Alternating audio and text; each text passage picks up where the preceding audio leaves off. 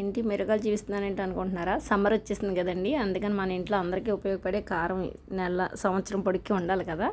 అందుకనేసి ఈ నెలలోనే ఎండలు ఉన్నప్పుడే బాగా మనం కారం మిరగాయలు తెప్పించుకుని చాలా పని ఉంటుంది కదండి. ఇవన్నీ తెచ్చుకొని ఆరబేసుకుని ఎండబెట్టుకుని బాగా ఎండనిచ్చి చూసారా, మిరగాయలతో పాటు మసాలాలు కూడా మసాలా కారం అండి. ఇది ఈ పింక్ కలర్ సారీ మీద వేసింది ఆవకాయ కారం అండి. ఇదైతే కారం మనం ఇంట్లో కూరకు అది వాడుకునే కారం ఇది.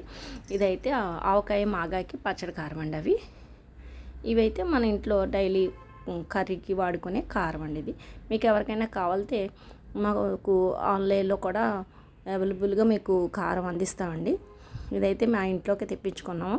ఈ విధంగా మసాలాలు కూడా శుభ్రంగా బాగా ఎండ పెడతామండి. మేము కారం పాడైపోకుండా మా ఇంట్లోకి ఎప్పుడు ఇలాగే వాడుకుంటాం. ఈ కారం ఆడిచ్చిన తర్వాత ఎంత ఎర్రగా వచ్చిందో మీరే చూడండి. మేమైతే ఒరిజినల్గా ఇలాగే వాడుకుంటామండి. ఎప్పుడు మాకు తెలిసిన వాళ్ళ దగ్గర తెచ్చుకున్నాం మిరగాయలు, వాళ్ళు ఇచ్చారు. వాళ్ళ దగ్గర ఎప్పుడు వాడుకుంటాం మేము. చాలా కలర్ చూసారా ఎంత ఎర్రగా ఉందో.